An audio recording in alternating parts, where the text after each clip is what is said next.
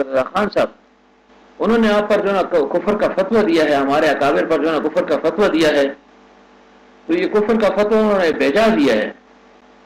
سب کو پتا ہے کہ آپ حق پر ہیں، اور ہم سب کہتے ہیں کہ آپ جو ہے نا اعلیٰ درجے کے مومن ہیں. تو یہ تو ظاہر بات ہے کہ کوئی کافر نہ ہو. پیغمبر صلی اللہ علیہ وسلم نے فرمایا کسی کو مومن پر جو ہے نا کفر کی جو ہے تہمت لگا دی، کفر کی نسبت اس کر دی، تو ظاہر ہے یہ شخص خود کافر بن جاتا ہے. تو فرمایا حضرت جو ہے نا اس حدیث کی روح سے وہ خود کافر بن گیا. کافر آپ کو کہہ رہا ہے اور ظاہر ہے حقیقت تو ایسی ہے نہیں، تو اس سے تو وہ کافر بن گیا، خود کافر بن گیا اپنے بول سے. تو یہ جو ہے نا حکیم علمت کی تواضع کو دیکھیں. فرمایا تم کیا کہتے ہو کہ جی آپ پر کفر کا فتویٰ لگا ہے اور جو ہے نا یہ بیجا لگا ہے، حقیقت سے کوئی تعلق اس کا نہیں ہے، وہ خود کافر ہو گیا ہے. تو حکیم علمت رحمۃ اللہ علیہ نے فرمایا عجیب بات کرتے ہو، دیکھو یہ خبر واحد ہے، اور خبر واحد سے صریح نص پر جو ہے نا یعنی اس پر زیادتی کرنا یہ جائز، یہ تو خبر واحد ہے، اس سے تم صریح بات ہے، اس پر جو ہے نا کیسے تم رد کر سکتے ہو.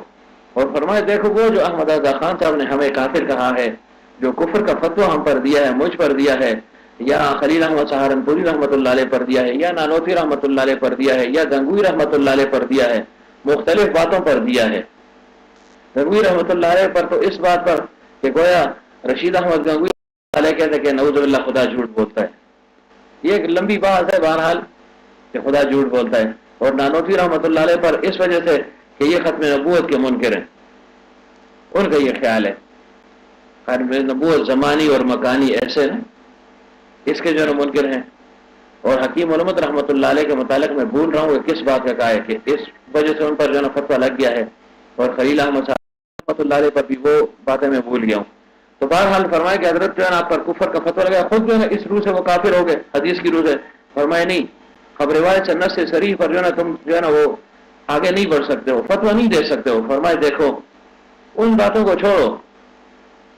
احمد رضا خان صاحب نے ایک غلط فہمی کی بنا پر مغالطے میں آ کر ہم پر کفر کا فتویٰ لگا دیا ہے.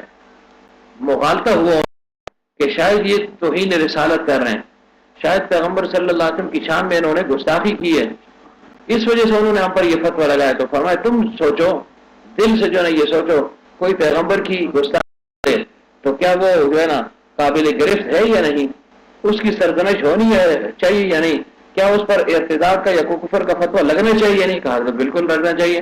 فرمایا غلط فہمی کی بنا پر جو ہے نا اس نے یہ فتویٰ ہم پر لگا دیا ہے. اور ظاہر ہے جب ایک انسان غلط کار ہو اس کو آپ غلط کار تو کہہ سکتے ہیں، غلط فہم والا تو کہہ سکتے ہیں، کافر نہیں کہہ سکتے. ہم اس وجہ سے اس کو کافر نہیں کہہ سکتے کیونکہ ان سے غلطی ہوئی ہے. چاہیے یہ تھا کہ وہ تحقیق کر لیتے، تحقیق کی نہیں ہے، جذبات میں آگے. پیغمبر صلی اللہ علیہ وسلم کے عشق و محبت کا اتنا جذبہ تھا کہ ہمیں جو ہے نا ہمارے اکابر کو کافر کہہ ڈالا. تو فرمایا اس وجہ سے ہم یہ نہیں کہہ سکتے وہ کافر ہے. اور فرمایا بھائی اللہ تعالیٰ کی رحمت سے کیا بعید ہے، کیا پتہ یہی بات ان کے لیے جنت میں جانے کا سبب بن جائے، کیا پتہ یہی جو کفر کا فتویٰ لگایا ہے یہ ان کے لیے نجات کا سبب بن جائے.